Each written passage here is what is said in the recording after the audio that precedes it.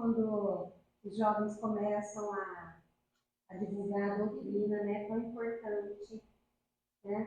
Fica renovando, né? Não só os mais velhos, mas os jovens, tá de parabéns. Que Jesus te abençoe, que você, deslanche, e que seja um grande colaborador para expandir a nossa doutrina, né? Nós estamos precisando de jovens, nós estamos falando do velho. Mas é bom. Então, para começar, eu vou apresentar, é o João Felipe Ribeiro, um menino de 19 anos, olha que bonitinho, gente. Ele é do Chico Xavier de Bauru, e o tema, consciência. Nós vamos fazer uma leitura, uma prece, depois o espaço para você. Bom? Confiança. No manancial de luz, o mestre amado delineou lições que começavam com o alto amor. Convidou os tristes e oprimidos para se acercassem de seu evangelho, dizendo: vinde a mim todos os que choram, porque serão consolados. Na alma enferma, colocou esperança, conclamando todos a acreditar que a fé transporta montanhas de dificuldades e que todas as súplicas podem ser ouvidas pelo seu incomensurável amor.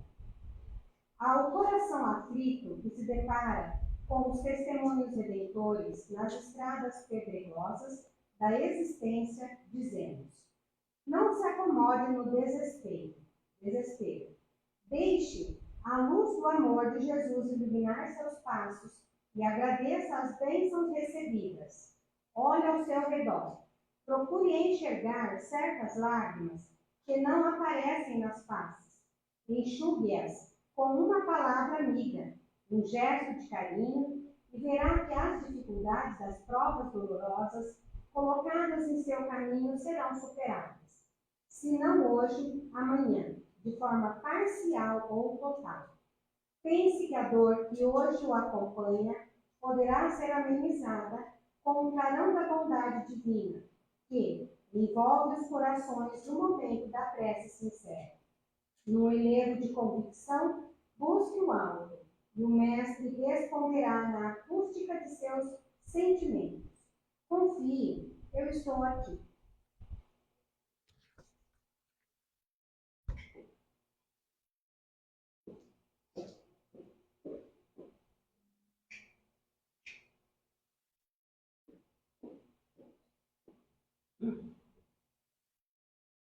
Senhor Deus, Pai Criador, bondoso, gratidão por estarmos aqui mais uma vez reunidos em Teu santo e divino nome, para podermos aprender mais alguma lição trazida pelo João.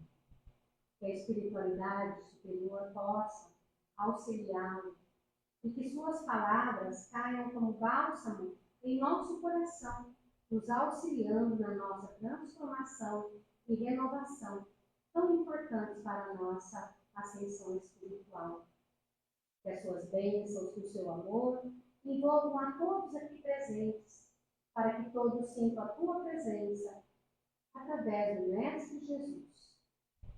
Em teu nome, em nome de toda a equipe responsável por essa casa, Comunidade Amor a Cristo, a irmã Filomena, pedimos a permissão para iniciarmos as atividades desta noite.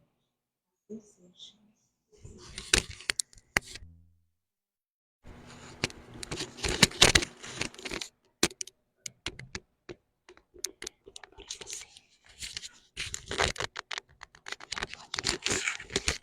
Beleza. Alô? Fique à vontade. Alô, boa noite. Tá bom, altura? Deixa eu só posicionar aqui certinho, para ficar fácil de mudar os slides. Bom, eu sou o João, gostaria de agradecer ao convite do Centro Espírita Fé, Esperança, Amor e Caridade, e todos os que estão aqui presentes hoje, tanto encarnados, quanto também nossos irmãos e irmãs da espiritualidade, que tanto nos auxiliam. Gostaria também de agradecer a todo mundo que nos dá o apoio, que nos ajuda, e também a todos os nossos irmãos e irmãs de casa que estão assistindo a palestra. Muito obrigado. Inclusive, uma vez ouvi que quando falamos, também aprendemos. Então, que possamos embarcar nessa jornada juntos rumo à consciência. A consciência, que eu acredito que seja um dos grandes temas da doutrina espírita. Afinal, as próprias obras de Allan Kardec trazem consigo esta consciência coletiva. Os próprios ensinamentos da doutrina espírita servem para todos nós aplicarmos em nossas vidas. Mas, afinal, o que é consciência? Segundo o dicionário, consciência é o sentimento ou conhecimento que permite ao ser humano vivenciar, experimentar ou compreender aspectos ou a totalidade de seu mundo interior. Sentido ou percepção que o ser humano possui do que é moralmente certo ou errado em atos, motivos individuais. E ele dá até o exemplinho, né? Agiu conforme sua consciência. Segundo a questão 621 do Livro dos Espíritos, é perguntado: onde está escrita a lei de Deus? E a resposta é na consciência. Ou seja, onde está o que é moralmente correto? O que realmente é certo ou errado? Entende-se que está escrita na consciência. A consciência sendo algo íntimo e guiando cada um de nós, como se fosse uma bússola, como se fosse um mapa, um GPS, que aponta para a gente aquilo que é correto, aquilo que é certo, está dentro de cada um. Mas a eficácia que tem o homem nessa vida e de resistir à atração do mal. Pois bem, o autoconhecimento serve como um filtro. Tal como o apóstolo Paulo, em Coríntios 10, versículo 23 ao 25, define: tudo me é lícito, mas nem tudo me convém. Tudo me é lícito, mas nem tudo edifica-se. A partir do momento que nós tomamos a consciência próxima ao que o apóstolo Paulo aponta, nós conseguimos filtrar o que nós queremos para a nossa própria vida. O que vai edificar na minha vida. Então, por exemplo, está muito na moda a questão dos jogos de aposta.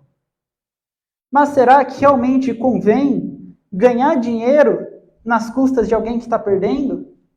Será que realmente convém ganhar dinheiro no azar das outras pessoas, no vício, muitas vezes, de outras pessoas? Será que é edificante eu colocar meu dinheiro naquele aplicativo, sendo que eu posso perder a qualquer momento? Que tipo de pessoa eu quero ser? Que tipo de coisa eu quero construir nesse mundo? De mesmo modo para a bebida alcoólica, né? No meu caso, eu tenho 19 anos. Por lei, eu posso beber.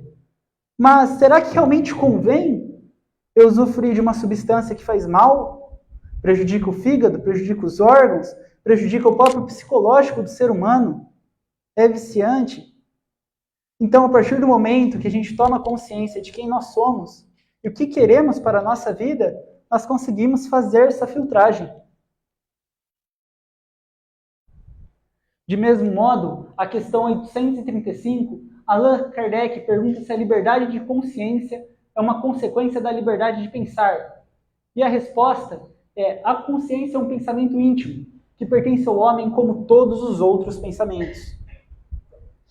Ou seja, a consciência ela é individual, ela é íntima. Eu não consigo impor a minha visão de mundo na cabeça do outro, e nem consigo ler a mente do outro. Também, a consciência ela é um processo de crescimento. E tem outros pensamentos, que são os pensamentos errados, vamos dizer, pensamentos incorretos, e tem pensamentos bons. Mas cabe a nós ouvir a consciência para poder filtrar o que aquele pensamento é bom ou se aquele pensamento é ruim. Mas a gente tem um livre-arbítrio. Então, ouvir ou não ouvir a consciência é uma escolha, é uma decisão. Mas também existe a diferença entre estar ciente de algo e estar consciente sobre algo. Estar ciente seria algo como saber sobre. Então, por exemplo, a poluição. A questão do reciclável, que não devemos jogar lixo na natureza, devemos reduzir os gases poluentes, a quantidade de água e eletricidade que consumimos, é uma questão que parte do senso comum. É ensinado nas escolas, existem diversas campanhas, ou então a campanha da dengue, por exemplo, de não deixar água parada. Mas por quê? Mesmo sendo de senso comum, por que tem pessoas que praticam e pessoas que não? Porque a consciência exige estar presente. A partir do momento que eu vejo que poluir o meio ambiente é ruim, e eu tento levar isso para a minha vida e começo a reciclar, começo a cuidar da natureza, eu crio um processo de estar consciente. A consciência exige essa prática.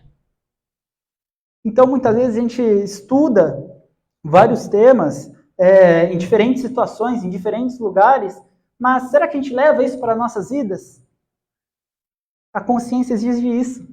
E é por meio dessa consciência que a gente consegue ir evoluindo.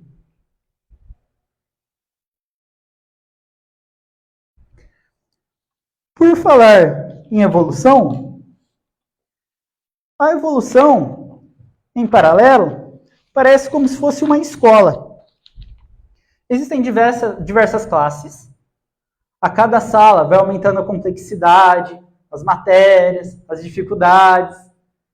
Os professores vão nos orientando, nos ensinando. No caso dos professores, os nossos mentores, os nossos guias, que vão apontando os caminhos. Também temos nossos amigos da escola que nos ajudam com o dever de casa, ou então irmãos mais velhos que nos passam o material. Ou seja, a gente vai aprendendo e caminhando uns com os outros. De mesmo modo, não existe um ser errado. Cada um segue o próprio ritmo de evolução. O próprio cantor Renato Russo, em uma das músicas deles, ele diz: temos nosso próprio tempo. Então, cada um tem o seu próprio tempo de evolução. Tal como, um dia, também lá atrás, nós precisávamos de um tempo para chegar onde estamos hoje. E lá no futuro também vamos precisar de um tempo para crescer. Inclusive, a própria psicologia do ser humano. Ele do capítulo de crueldade. Cada ato de agressividade que corre nesse mundo tem como origem básica uma criatura que ainda não aprendeu a amar. Ou seja, o amor é um aprendizado. E é necessário mais de uma vida para aprender o amor que Jesus nos ensina. Então nós reencarnamos várias e várias vezes, aprendendo com diversas pessoas diferentes e criando uma consciência coletiva para chegar nesse amor. E lá no passado, realmente a humanidade cometia atrocidades terríveis, né? E hoje em dia a humanidade, por mais que tenha criminalidade, por mais que tenha violência, nós evoluímos com o passar do tempo. Ou seja, não é uma evolução só individual. Nós estamos mudando e o planeta está mudando com a gente.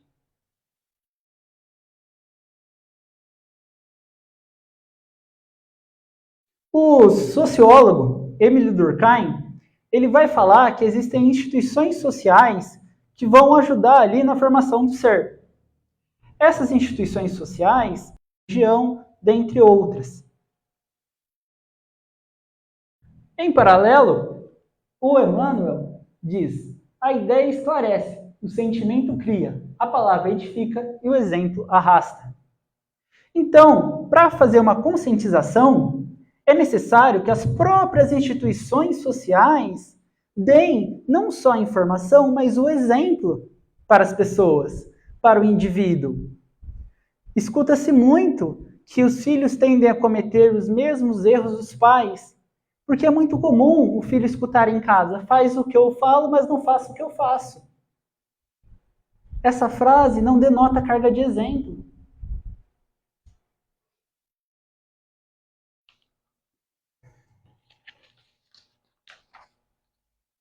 A própria Joana de Ângeles diz no livro Ser Consciente: os pais são os primeiros modelos que a criança imita. Mais do que palavras, são os exemplos que ficam gravados no inconsciente infantil. De mesmo modo, se queremos ajudar o meio ambiente de alguma forma, reciclando por meio de ações, pode incentivar outras pessoas a reciclar.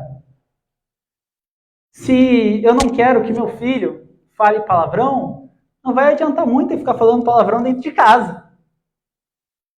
Talvez, se eu castigar, ele nem fale na minha frente, mas nas minhas costas ele está falando.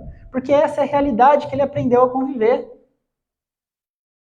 Por isso, a consciência é tão importante para nós nos mudarmos, para nós percebermos tudo aquilo que faz parte de nós e também para nós exercermos esse impacto importantíssimo nas escolas, na família, na religião e entre outras instituições.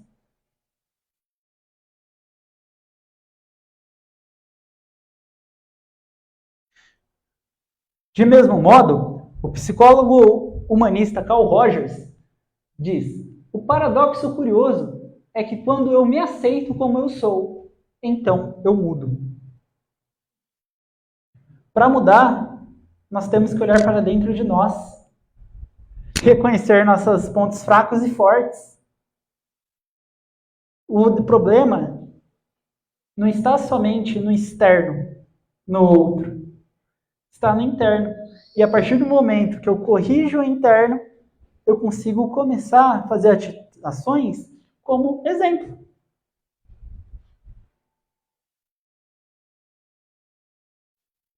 O Paulo Freire, a educação não cria consciência na criança, essa criança consegue romper o ciclo.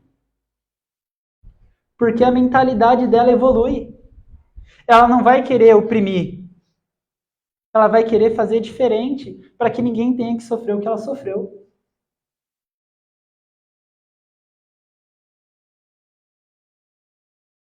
O mesmo processo, similar, acontece com investigar, para ter uma ciência sobre aquilo. E investigando, ele cria uma consciência sobre o plano espiritual. E a partir dessa consciência que ele adquire, ele se torna um agente de mudança na sociedade. A tal ponto que ele escreve obras para conscientizar sobre esse plano espiritual e sobre até mesmo a moralidade humana, que são reconhecidas até hoje e que são a base da doutrina espírita. Não há salvação. Ou seja, a nossa própria visão de mundo muda. Nosso olhar, que antes não chegava até o outro, passa a chegar. Então, olha como é que é bonita a própria espiritualidade. Nós não só crescemos intelectualmente, como moralmente e espiritualmente.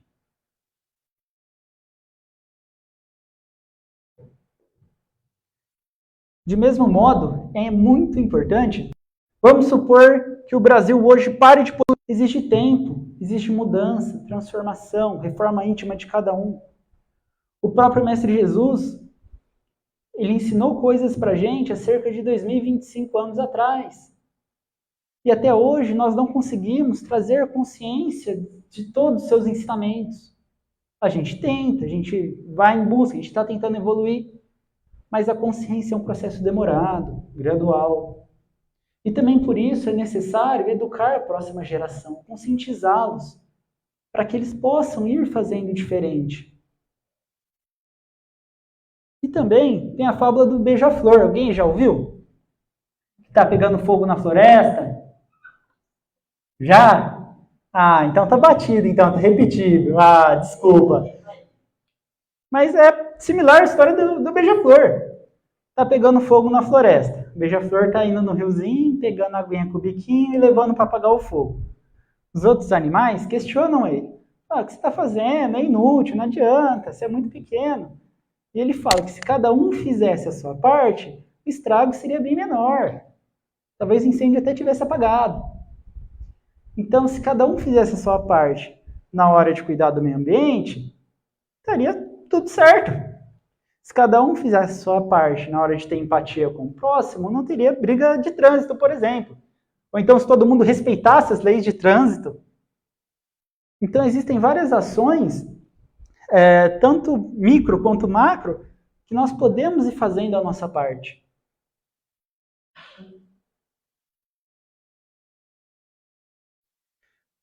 Como Mateus define em 22:14, ele diz: porque muitos são chamados, mas poucos os escolhidos. Então, por mais que existam propagandas, existem aulas dentro de escolas sobre preservação ambiental, sobre dengue, cuidados, né? Porque ainda assim são poucas pessoas que fazem. Porque são poucas pessoas ali que lutam para se tornar conscientes, se mudam de fato. Justamente por causa da própria reforma íntima. A reforma íntima, ela é um processo doloroso, porque a gente tem que reconhecer os nossos defeitos, reconhecer que não estamos sempre certos, que precisamos melhorar e evoluir. Isso tudo fere o ego. E o ego, ele não quer que a gente evolua. Ele gosta da zona de conforto. Então a reforma íntima faz a gente começar a se movimentar. De mesmo modo, tem uma frase que eu acho perigosíssima, fora de contexto, que é a famosa melhor ter paz do que razão. Será? Se a gente for olhar ao longo da história, tiveram diversas pessoas que sacrificaram a paz, não só a paz, como a própria vida, para trazer mudanças. Como, por exemplo, nós temos Sócrates, um dos filósofos considerados como pai da filosofia, preferiu receber a pena de morte do que falar que suas ideias estavam erradas. De mesmo modo, o próprio Mestre Jesus Cristo. Já pensou o que seria de nós hoje, se lá atrás o Mestre Jesus preferisse ter paz do que razão? Onde que a humanidade estaria nesse momento? Se com ele já é difícil, imagina sem ele. O próprio Chico Xavier, o Allan Kardec, sacrificaram tudo. Muitas vezes oportunidades, riquezas, foram. Mas também devemos tomar cuidado para não nos tornarmos inquisitores da vida alheia. Cada um tem o seu tempo e a consciência é algo individual. Tentar impor isso por meio da força é algo similar ao que a Inquisição, que também briga entre família e se mata também uns aos outros. Então, fanatismo como a ti mesmo. Que nós possamos tomar a consciência do amor e, por meio do amor, mudar nossas ações. E essas ações, que não entremos em brigas ou discussões futebolísticas, por mais que às vezes o outro fornecer ajuda, mas não porque eu tenho que ser o melhor, não, vou mudar porque tem que ser. Não existe melhor, não existe maior. O melhor foi crucificado para a gente estar aqui hoje. Que eu possa mudar então não pelo ego, mas pelo amor que Cristo nos ensinou.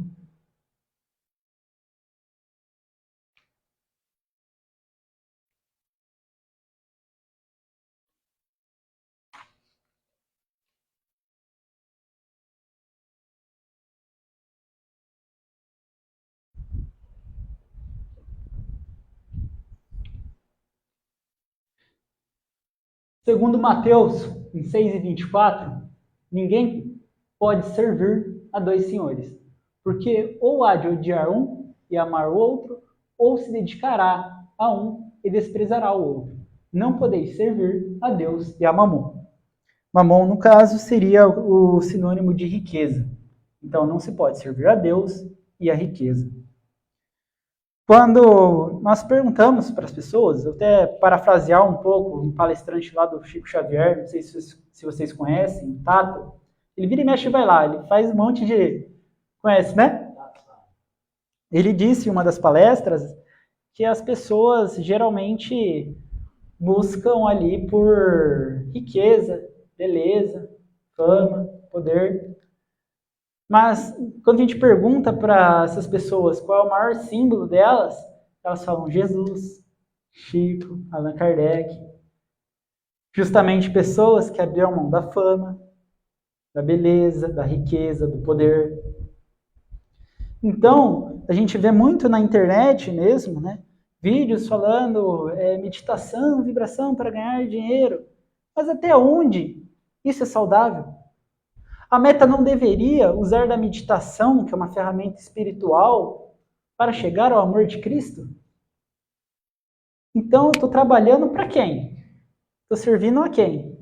A Deus ou a riqueza? Eu estou usando das potencialidades que Deus me deu para ajudar ao próximo ou para enriquecer materialmente? Então, existe um recuso da própria consciência. A pessoa recusa ser consciente. Porque ela sabe que se ela for consciente, ela vai ter que abrir mão de muitas coisas. Vai ter que abrir mão de muito luxo. Vai ter que sair da zona de conforto. Vai ter que enfrentar o ego. E hoje em dia a gente vive num mundo muito globalizado. A internet, as mídias, propagandas, que ensinam que é melhor ter do que ser. Mas a consciência vai no sentido contrário. Ninguém tem consciência. A pessoa ela se torna consciente.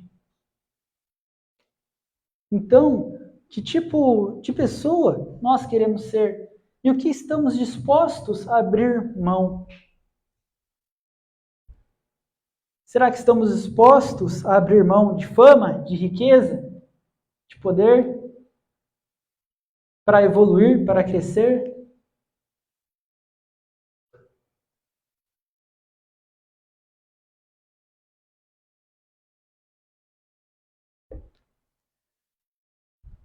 Bom, para finalizarmos, gostaria de ler uma carta de um espírito, muito amigo meu, foi psicografada, e ela se chama Consciência, Virtude da Evolução. Ser consciente envolve uma série de fatores, dos quais envolvem primeiramente questões internas. A consciência é um estado constante de crescimento que nos leva ao amor, tal qual Cristo nos ensina. Pois bem, a consciência envolve o sentir e absorver. Portanto, ela cresce em cada etapa que passamos. O próprio amor de Cristo é o resultado de uma consciência universal. Ser consciente, nesse sentido, não se trata apenas de mim, mas sim do outro. Olhar aos olhos do outro e se reconhecer ao invés de se diferenciar. Amar ao próximo é um exercício que exige uma consciência elevadíssima, tanto interna quanto externa. De tal modo, reencarnamos várias e várias vezes com o objetivo de a desenvolver. Por fim, a consciência age como aquilo que liberta, não o que prende. Aquilo que ama, não o que odeia. Aquilo que aproxima e não o que afasta, seguindo o exemplo do nosso amado Mestre Jesus. Carta de Padre Antônio e João Paulo.